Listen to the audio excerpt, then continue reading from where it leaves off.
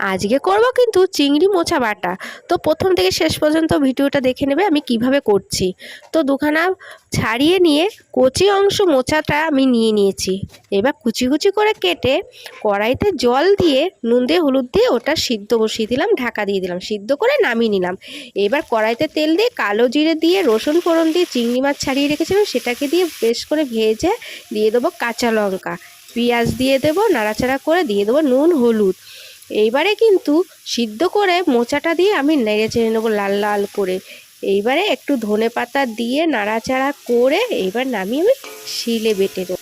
তোমরা যদি মনে করো এটা মিক্সার গ্রাইন্ডারে পেস্ট করে নিতে পারো, তবে শিলে বাটার কিন্তু টেস্টটা কিন্তু আলাদাই টেস্ট বাড়ায়।